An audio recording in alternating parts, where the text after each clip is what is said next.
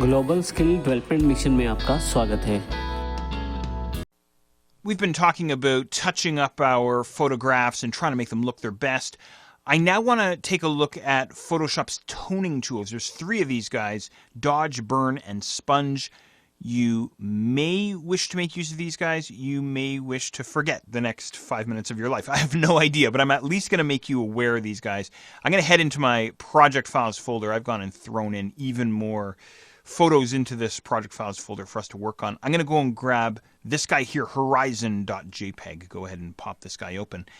And no doubt you've seen images like this before, perhaps even photographs that you've taken before that are kind of dark or kind of drab, and you want to do something to them. Well, here's the toning tools found about halfway down inside the toolbox. Here they are, Dodge, Burn, and Sponge. Let's start off with the Dodge tool. Go ahead and grab this guy. Now, these 3 tools, by the way, they're all brush-based. Okay, so you can, once again, use your square bracket keys on your keyboard to adjust the brush size. You can head to the options bar to adjust the brush size as well. It's really up to you. Now, what does the Dodge tool do? Well, this guy mimics a traditional darkroom tool, the method of dodging light during a photograph's exposure in a traditional darkroom. So these 3 tools actually really mimic traditional darkroom techniques. So specifically, the Dodge tool is going to lighten areas. Okay, so say areas of my image that are coming out a little bit too dark. For instance, the foreground specifically for myself. Give me a second here. I'm going to crank up the size of my brush, something like this. And just with some short, kind of quick mouse clicks, I'm just going to try and lighten these areas, something like this. Okay, now be careful because it's really easy to go way too far, something like this, right? And I wind up with an area of my image that I've completely blown out, something like that. Okay, so you just want to try and make nice short mouse clicks, nice wispy lines in here, maybe something like this. Okay? There we are. And again, as I say, while I'm showing you this, you can take this or leave this. I think I've gone a little bit too far, in some of these areas. But in any regard, there you go. This is our dodging tool. Okay? Now, what about burn? What does burn do? Well, the burn tool does the opposite to the dodge tool, so he's going to darken. Okay, so I'm going to grab this guy.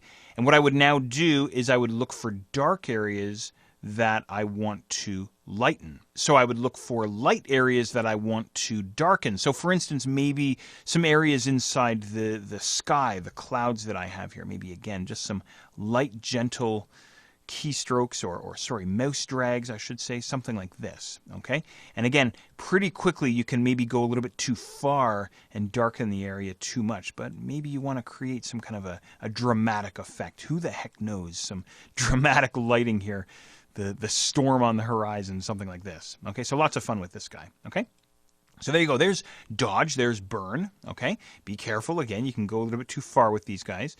The third guy that you may want to make use of is the sponge tool. And what this guy is going to do is he's going to increase or decrease the saturation. What that means is the intensity or the amount of color inside an area. So give me a second here. I'm going to crank up my brush size here, and maybe I'll try and desaturate or remove some of the color from some of the areas that maybe I had applied a little bit too much dodge to earlier on, something like this. Okay, so we're literally pulling color out at this point, something like that. Okay, so dodge, burn, and sponge, you're more than welcome to make use of these guys if you so choose.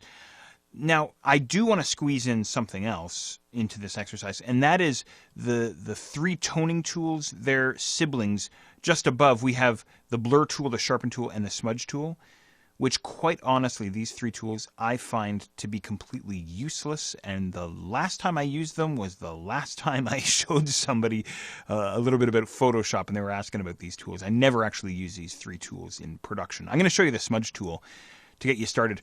What the smudge tool will do, literally, is allow us to finger paint on top of our photo. And I'll bet you just went, oh, cool. Right, that's about the last time you'll say, oh, cool, because when you're using this tool, because you're never going to actually use this in the real world. You might play around with it and go, hey, that's pretty neat, that's pretty cool, and that's going to be the end of it. You're never actually going to have a need for this sort of thing. Now, you may have a case for taking an area of your image and blurring it. So maybe kind of defocusing an area, maybe to create some interest or some kind of a focal area inside your image. And this probably isn't the best example because it's kind of hard to see on screen here, but you can see these pixels in here are starting to get more and more blurry the more I kind of click and drag my mouse over top of them. Okay, but again, maybe kind of hard to see in the recording here. But in any regard, that's the blur, and then the sharpen. He does the opposite of the blur. So he'll take blurry pixels and make them even sharper. Okay, and it's quite easy to over sharpen.